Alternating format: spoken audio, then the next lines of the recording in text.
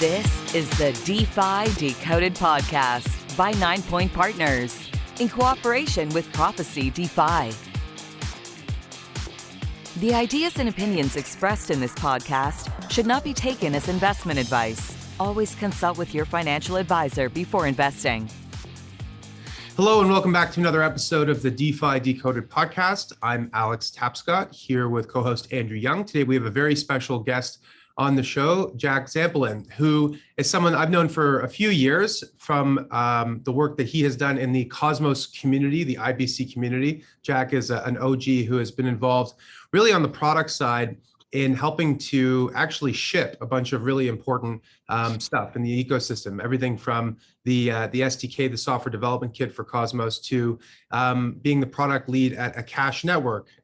Fans of the show may remember we actually had Greg from Akash on last year to talk about decentralized cloud computing and storage. And now he's back. Jack is back in the ecosystem doing a bunch of really important stuff with IBC. We're going to talk about a number of different initiatives that are going on in the ecosystem, everything from Atom 2.0, which is something we discussed last week with Sam Hart, to the announcement of some stablecoin deployments on Cosmos. To the extent that Jack can talk about that, we're going to discuss that. That was announced recently.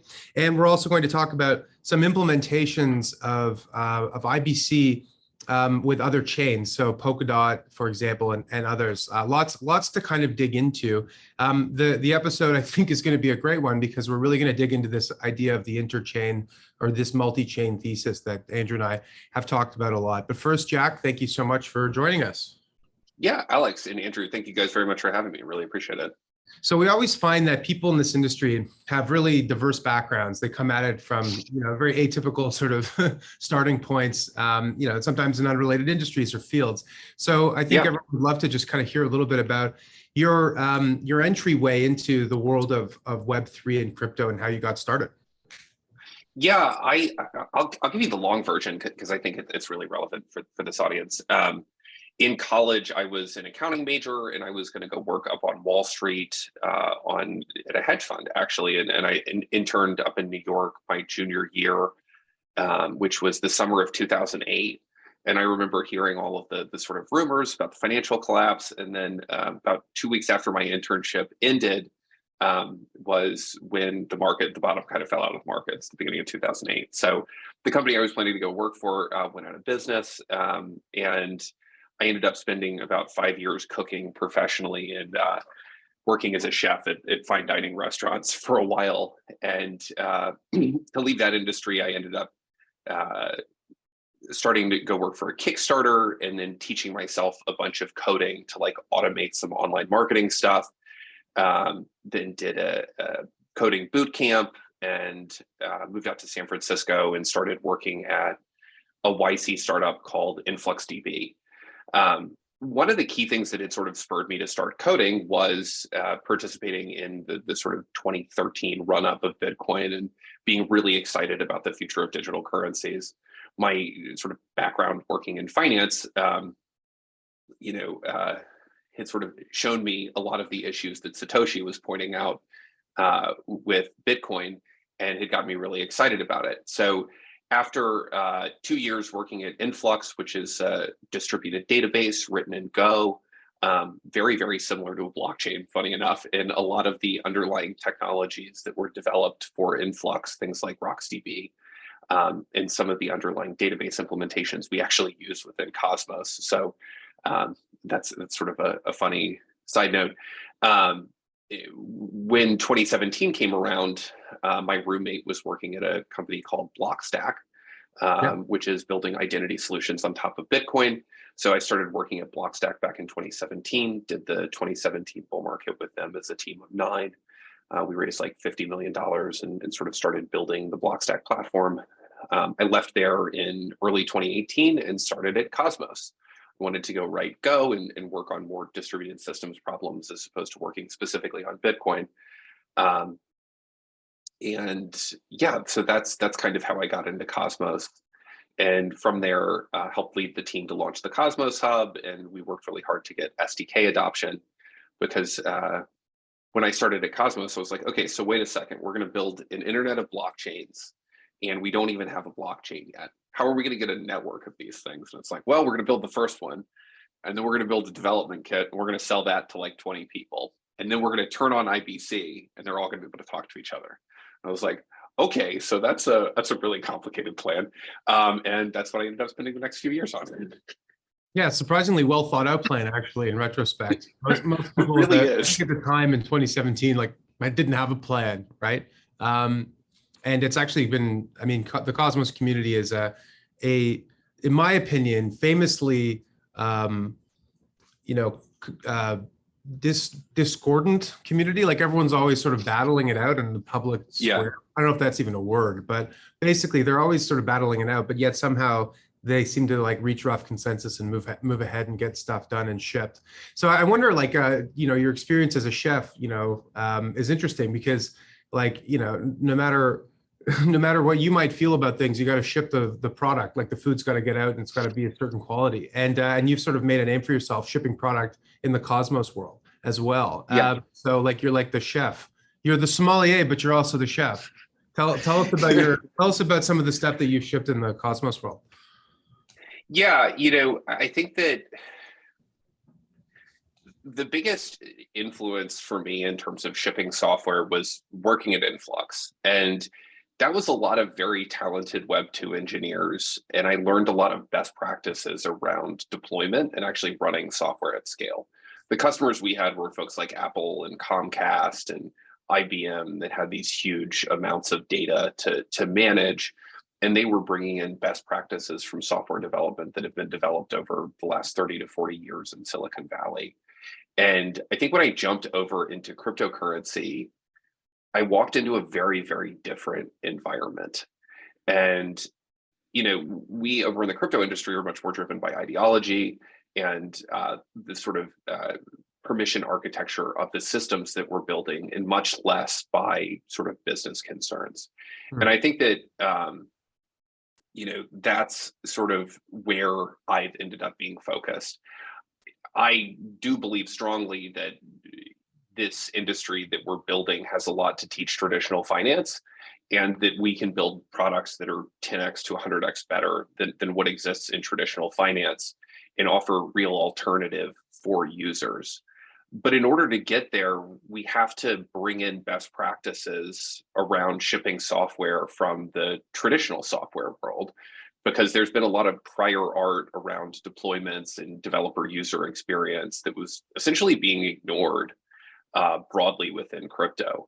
I remember trying out Ethereum for the first time back in 2016, and I deployed a couple of contracts, and I tried out Solidity. And I threw it away, and I sold all the Ethereum I had because I was like, this is the worst user experience for deploying any kind of code that I've ever tried. And there's no way this succeeds. Obviously, I was kind of wrong in retrospect about that.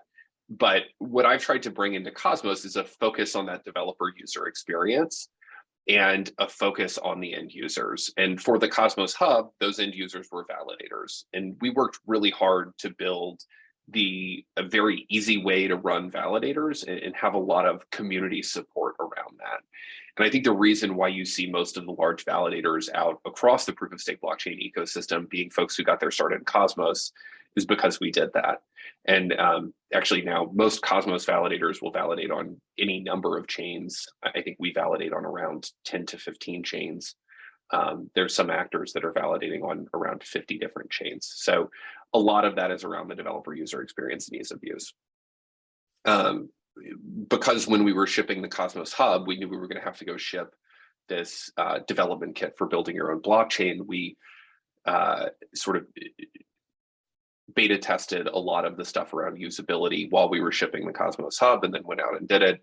And while we were building IBC, we kind of brought that same developer usability first mindset into the design and construction of the protocol. And those are the biggest things that I've shipped. But all of the Sommelier is also very focused on end user usability as opposed to developer usability.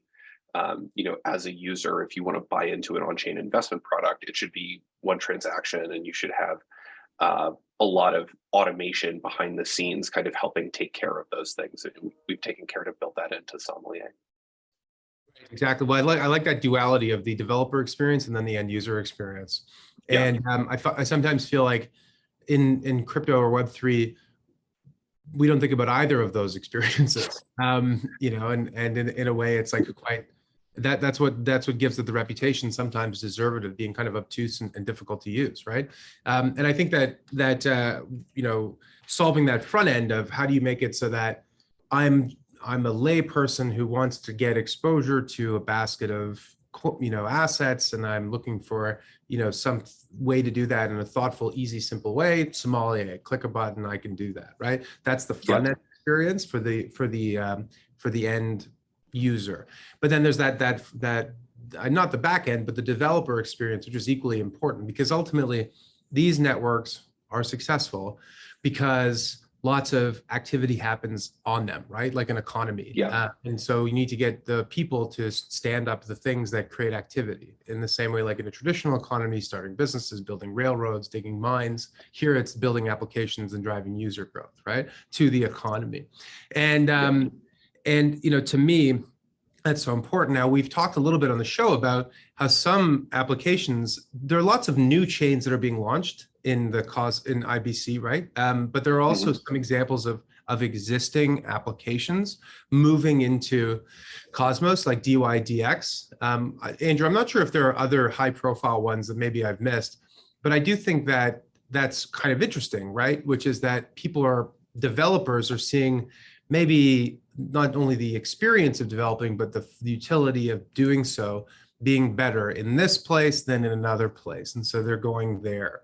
Do you expect, what in terms of the future growth of IBC and Cosmos, how much of it do you think is going to come from greenfield, new application development versus what you'd call like brownfield or migration from other chains? What do you, I don't know if there's an exact number there, but I'd just love to know what your thinking is on the two things. That's a really good question. I think it's something that we've sort of been touching around, but I'd like to sort of bring out explicitly is if we want to scale to billions of users as blockchain, there's not going to be one application that's going to go out there and get a billion users. That is a highly unlikely scenario. What is much more likely is that there's going to be 10 applications that each have 100 million users. So what's important is bringing in those developers who are going to build those 100 million user applications. And DYDX is a great example of that. And in order to win those folks over, you have to deeply understand what they're trying to do for their end users and build a platform that satisfies their requirements and allows them to build what they need to build the user experiences that they think are going to bring in millions and millions of users. And this sort of two-stage process is key to thinking about blockchain adoption, because there's this sort of infrastructure level, and then there's the end user experience level and the UI level. So with that in mind, I think where we're at in terms of user adoption in blockchain is we're in the hundreds of millions of people who have used blockchains at this point. And many of those folks are sort of narrow users. In terms of power users of DeFi, it is a tens of millions type of thing. The biggest applications in blockchain, I believe, are fundamentally yet to be built. And a big part of the reason is architectural. A lot of DeFi that exists on Ethereum right now exists in a synchronous environment that assumes the ability to do stuff like flash loans and block all other calls while your contract calls are getting executed. This is called synchronous programming, and it's kind of inherently unscalable. This is where we were in the 60s and 70s with supercomputers running everything with one CPU. And that's basically what Ethereum is. It's a single threaded CPU that runs applications one after another. That's kind of inherently inefficient, and that's what the IBC model was designed to scale. The IBC model brings in asynchronous composability, where you send off a call and then you wait a little bit for a result. And there's a little bit of additional complexity there from a programming perspective, but it adds a massive amount of scalability. Suddenly, instead of having everything running on the same computer, you can have thousands of computers, each running their own applications, working completely independently from the other ones. And this is a huge reason why DYDX has moved over. They have dealt with contention on the various platforms that they've worked on in the past. And what they want to do is own their underlying infrastructure. So as far as like one of the key reasons why developers are choosing to build in Cosmos is because our stack allows you to optimize for your specific application all the way down to the consensus level, all the way down to the validator level, and all the way up through the front end and application level.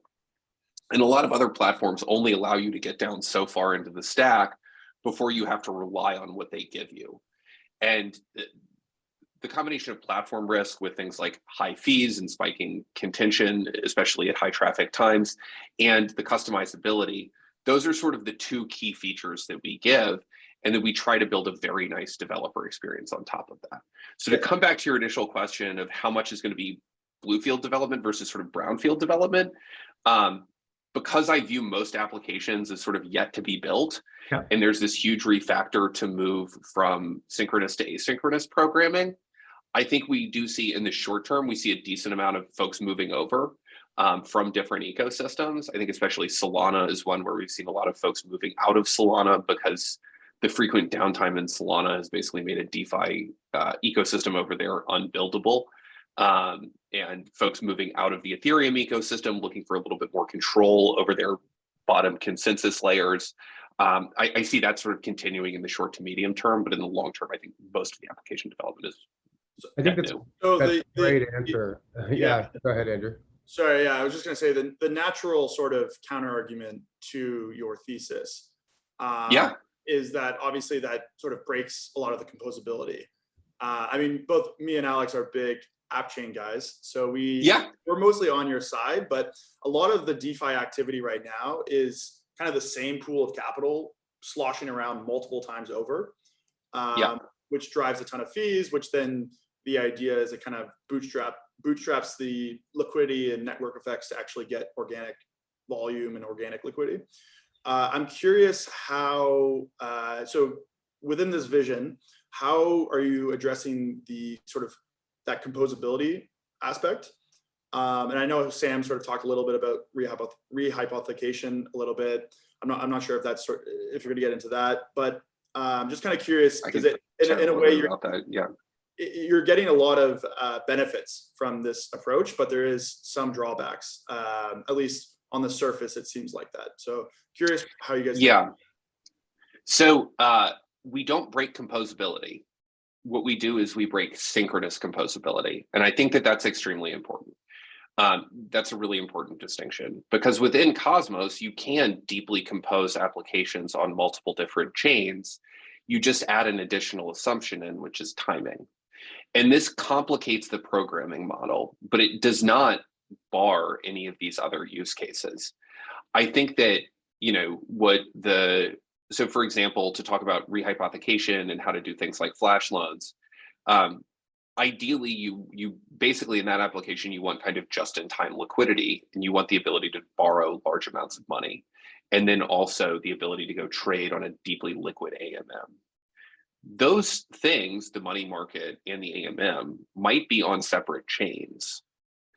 And the risk that would be borne is like seconds. Like what we're realistically talking here is on the order of like 2 to 3 seconds of currency risk while you're moving from somewhere where you got liquidated, i.e. on Agoric, because your IST position got liquidated to Say, for example, which is a new chain that's coming in with extremely short block times in order books to go trade out of whatever that collateral is into whatever you view as safer. So, there's a lot of ways to hedge 3 seconds of currency risk, and it's totally doable.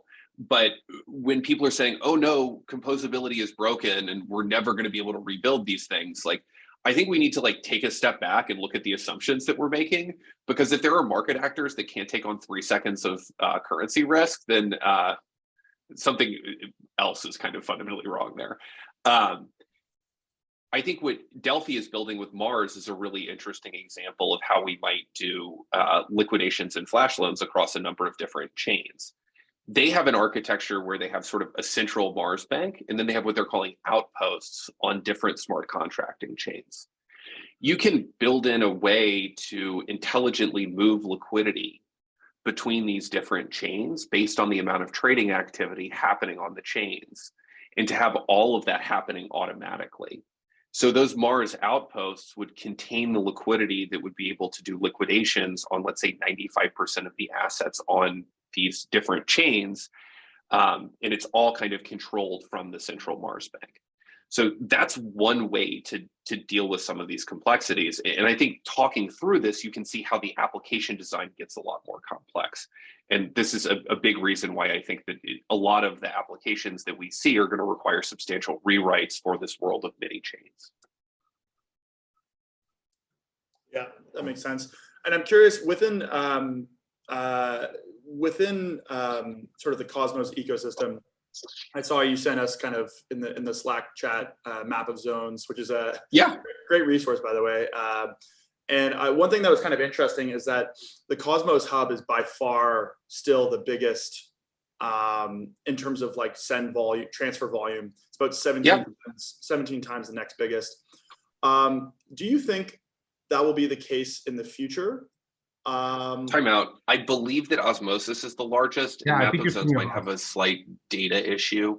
If you look at the 24-hour, the 30-day data, there's something wrong with it.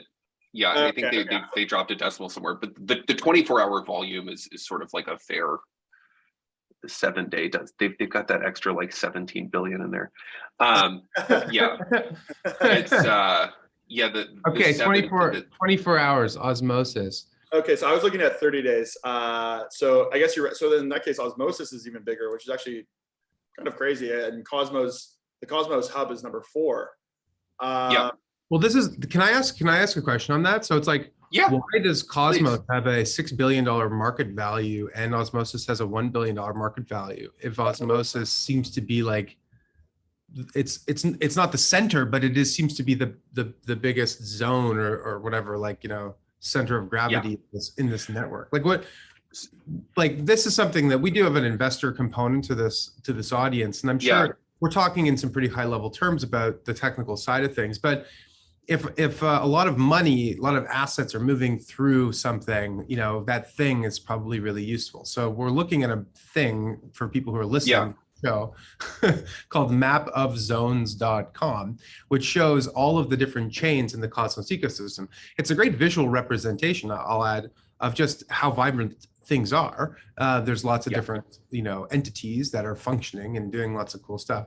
But this thing Osmosis, and we've had Sunny Aggarwal on the show, is the leader by a wide margin in terms of transfer volume. So maybe can we just talk about what is that metric? Like what actually are we looking at there? And then why is Osmosis number 1? And then why is it not reflected in the valuation? Like how should we think about valuing these different things?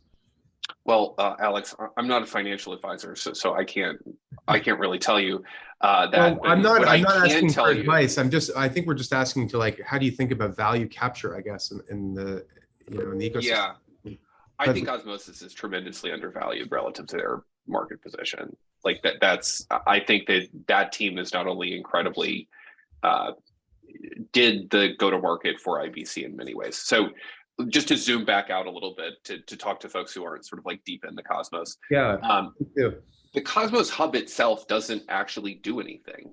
You can stake tokens on there, and it is a very basic network. But by design, for a lot of reasons, and I would refer folks to the Atom 2.0 show that you guys did with Sam Hart last week to sort of talk a little bit more about the Cosmos Hub specifically, and we can get into that later on the call. But by design, so far, the Cosmos Hub doesn't really have anything to do on it. So you can basically stake Atom and send it to other people, and that's about it. What Osmosis is it's a decentralized exchange that's designed to move tokens over from all of these different places on IBC, and you're able to trade them on Osmosis. So the reason why Osmosis is the most trafficked IBC zone is because they have the place where people can settle these different tokens and trade them.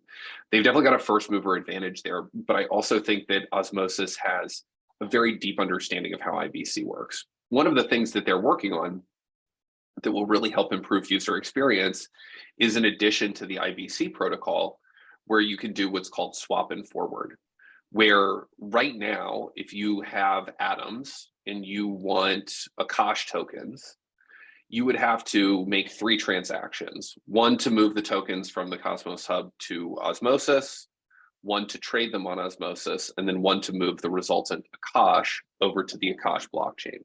Okay. With swap and forward, what you can do is the front end would sort of take care of all of this for you, but you would sign one transaction that would send the tokens over via IBC, swap them, and then move them over to the other blockchain via IBC, all with one signature from the end user. And I think that Osmosis is looking to sort of solidify and build on the advantage that they have being the first DEX in IBC by, not only natively implementing sort of novel IBC protocols, but also building things like mempool encryption and having a unique way to combat front running. MEV in Cosmos is a fascinating topic as well, and it's going to work very differently than it works in many other ecosystems. But yeah, I think that it's going to be interesting to see if Osmosis can kind of retain that spot as the top IBC destination and as the sort of clearinghouse of all of these different assets once more and more decentralized exchanges come online. And I think I mentioned Say Protocol, which is a interesting effort to build a very fast Tendermint chain that's able to do an order book. They've been getting extremely high transaction volumes in their testing test nets. And there's a few other decentralized exchanges coming online, DYDX obviously being among them. So yeah, that's I think a great question with respect to Osmosis and the relative market position there. Well, to me, like it's a really interesting dilemma. I mean, sorry, let me rephrase that. What we're describing is one of the reasons why Sommelier is actually a really interesting idea, particularly for the Cosmos ecosystem, right? So like if you're in the Ethereum world and let's say you're not an active user of one of these things, but you're an investor and you're looking to get exposure to the growth of the ecosystem in Ethereum. Well, you can, you can try and get in early into the next, DeFi app and start liquidity mining, or you can just buy ETH. And like in the end, sure, maybe more transaction volume gets batched at the layer 2 level, and maybe that on balance causes less to happen on main chain. But in general, the idea is basically you buy ETH, more stuff happens on top of ETH. The more stuff that happens on top of ETH, maybe ETH goes higher, right? But in the Cosmos world, there is no like base layer coin. And so there are all these there's all these various tokens. So you might say Osmosis is undervalued, and you might be right about that, but also there could be other decentralized exchanges that come along that capture value and perhaps at the expense of Osmosis, perhaps not, probably not, because we're so early, it's all going to grow like together. But interestingly, there's no like sort of base de facto asset to own. Yeah. You want exposure to Cosmos, right? And I think that's maybe why Atom has this sort of meme value as the token that is most closely associated with Cosmos, because people just think like Ethereum has ETH, Solana has Sol, Cosmos has Atom. It probably does the same thing. I'll just buy that, right? I mean, I don't know, maybe correct me if I'm wrong, but like it seems like that's kind of where we're at. And so Zaki has been calling Atom Dogecoin for academics lately, so I would agree with you. But yeah. Well, I mean, just full disclosure, like I have a lot of Atom, so I'm not saying it's like Dogecoin, but then Dogecoin's got a bigger market cap than Atom does, so maybe I should be saying that. But no, my point is only like there's not like an obvious sort of value capture. It's not like a funnel where everything funnels to the bottom, right? It sort of spreads out across the network. And yeah, so that's why I actually think this is the first time I put these two things together, which is the Sommelier thesis is a really good one, because taking a portfolio approach is the most sensible thing to do when a network is structured in the way that this one's structured. Yeah. Just to sort of talk a little bit about the value capture aspect, Ethereum has a very clear value capture story. And basically what the Ethereum narrative is one chain to rule them all. This has been the narrative in crypto for a variety of reasons since the beginning. And I think proof of work had a lot to do with creating that. The dynamics in proof of work push towards a single dominant chain that has the most security. The dynamics in proof of stake are entirely different. And I also think that there's a number of reasons why we're not going to end up in this world with one chain to rule them all. But if you look at the Ethereum architecture, what they're saying is that there's this Ethereum main chain, and all of the economic activity in the world is going to settle onto this Ethereum main chain. And then if you buy this ETH asset, you have, you're buying an option on that growth. The model that we built in Cosmos is we believe in this app chain model where there's many different sources of sovereignty in the world. In order to effectively model that, you need to model peers communicating as opposed to having one top level token distribution that controls everything else. And in this peers communicating model, it looks a lot more like two computers talking to each other on the open internet. And there's no ability to do value capture there. So in order to prove out the Cosmos model, what we have needed to do is make that communication layer and the base layer completely free and open source such that anyone else can go out there and pick it up. And then what we need to do as open source developers is figure out a way to capture value on top of that. And this is why I'm so excited about Atom 2.0, is because Atom has funded hundreds of millions of dollars of development and go to market for something that is really novel and will enable blockchains to scale to the billions of people. And now what we've kind of put our minds together as a collective to do is figure out, okay, now that we're in this world of many chains, what value does Atom have to bring to this broader market? And how do we capture value on top of this? This is kind of a classic open source strategy. Kubernetes from Google is the one that always sticks to mind for me. But back in the 2015 to 2017 era, there was this thing called the container wars. And some folks might remember this. There was Docker Swarm, there was Mesosphere, there was Open Cloud. You know, there were a few other implementations that people were building of how to manage these huge server farms and these sort of like hyperscale cloud type things. And a bunch of people were trying to bake in value capture at the container orchestration layer. Docker was really trying to do this and kind of bet their company on it. Google came along and they said, okay, we're behind in cloud adoption. Google Cloud's kind of third behind Amazon and Azure. How do we figure out how to navigate this container market? And what they decided to do was open source their internal tooling that they had for running these huge server farms and offer it for free as a way to sort of pave the market and win it, and then figure out how to build value capture in on top of this free open source software. And that's where Kubernetes came from. This has been done numerous different times within the history of computing, like web servers and Apache is a good example of this. Linux is a good example of this. You know, Microsoft tried to build in value capture at the operating system level, and Linux came along and said, let's make this whole thing open source and let's build value capture in on top of it. Obviously, Linus wasn't the one who built the value capture, but other people have. So this is kind of the same strategy that we have with Cosmos. Interesting. The analogy to the cloud period is revealing, right? I mean, I think a lot of people believe that everything that happens in crypto is sort of new, but actually there's plenty of examples over history. I mean, the discussion around blockchains, you know, and standards is something that goes back to like the, you know, the AC/DC wars, right? I mean, there's lots of different. Oh yeah. Well, you know, not the bands, the electrical. Yeah.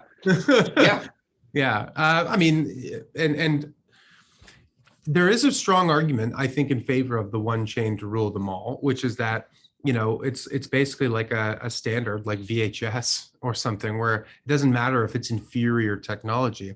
The fact that everyone adopts it then makes it a self-fulfilling prophecy, right? Now, that would be the argument in favor. The argument for Cosmos, I mean, you've articulated it quite well, but also the idea that, if you're a developer, you maybe want to have some agency and control over, the technology that you're using and launch your own chain. And that is a strong enough pull that that people will adopt it, but also that it sort of like undermines the notion that you even need one standard to begin with, right?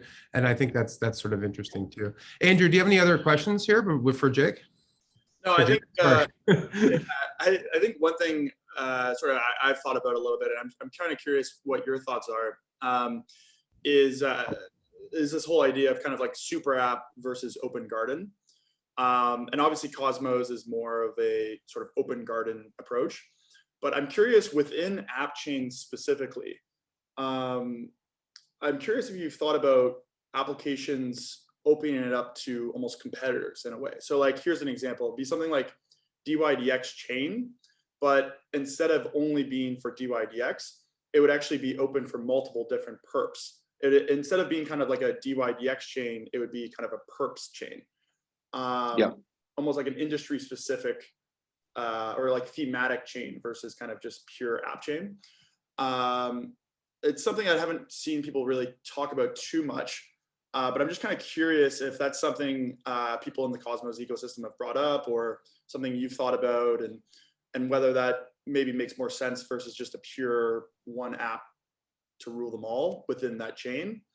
Because it seems like right now there's kind of just generic one size fits all L1s, and then one app for that one specific chain, like we'll call that the app chain approach. And there's a middle ground, we'll call it like the thematic chain, where it's like a chain. Yeah.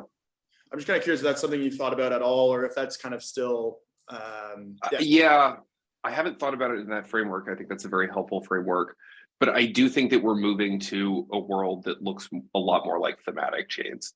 I think thinking about the sort of original internet and looking at properties like AOL and Yahoo that sort of like expanded, like started with a smaller focus and then expanded to become these sort of like everything apps that were kind of focused around the communities that they had, the communities of users that they had built. And I think we're likely to see a period in the interchain adoption that looks like that.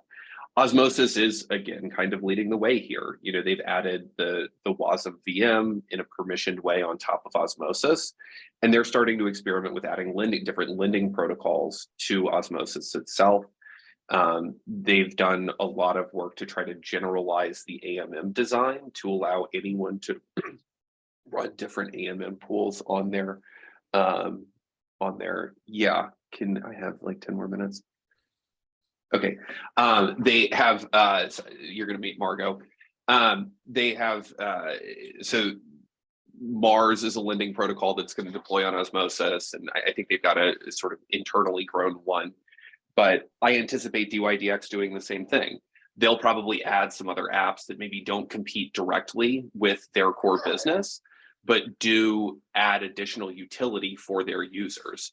And while we're in this period where the developer tools to understand asynchronous composability are maybe still coming along, and you can't have this like very clean separation of apps onto different chains. Yeah, maybe you can't have this very clear separation of apps onto different chains. You can have, you'll rebuild this kind of synchronous composable environment where you can do the things that you need to in a synchronous environment and then rely on IBC to sort of connect you to the broader crypto ecosystem. So yeah, I think that idea around thematic chains is really accurate and likely to be more of a short-term focus. For people who are listening to this podcast, not watching the YouTube video, while Jack was giving that very articulate explanation, he was also strapping a baby to his chest. And there's now a baby on the show. So that's really funny, the way you were answering that question while you like seamlessly putting on this thing. As a father of two and an 8-month-old myself, I can respect, I respect the game, I respect it.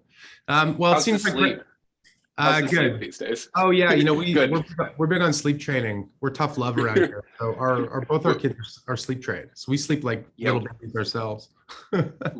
we are too, but she's been rough the last couple of weeks. Anyway, well, Alex, congratulations on that as well. Well, you too. Is that your first that we're looking at here? Yes, it is. Yeah, awesome. Yeah. Andrew, you're next. Yeah.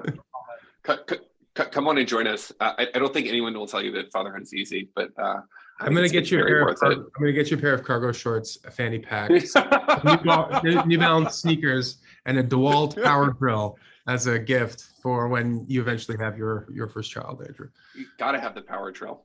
Yeah. Anyway, yeah, Alex, any other sort of like Cosmos topics that we want to dig into? No, this has been awesome, Jack. And it seems like maybe since you just strapped a baby to yourself, this seems like maybe a natural segue for you to go do those things while we wrap up the show. Yeah, totally. Well, gentlemen, thank you very much for having me on. This was a blast to kind of talk through this stuff. And, if you're interested in what I've been working on, please go to strange.love and check out a little bit more about Strangelove Ventures. We're hiring for a few positions right now, mainly core engineering, but I'm also looking for somebody to come help me do product management in Cosmos. So if you have a product background, you like the blockchains, and you want to work in Cosmos, please hit me up. I'm on Twitter as Jack Zampolin, all one word. Yeah, well, I mean, this episode's a pretty great endorsement and advertisement for that position. I don't know how anyone could listen to the past 45 minutes and not want to be involved with what you're doing, Jack. So thanks very much for joining us. It was well worth the wait, and hopefully we can have you on again soon. Yeah, absolutely. Hit me up. We'll talk again soon. Thank you very much. Right. Cheers. Alex and Andrew. You guys have a great one. Thanks, man. Bye. The information contained herein does not constitute an offer or solicitation by anyone in the United States or in any other jurisdiction in which such an offer or solicitation is not authorized, or to any person to whom it is unlawful to make such an offer or solicitation. Prospective investors who are not residents in Canada should contact their financial advisor to determine whether securities of the funds may be lawfully sold in their jurisdiction.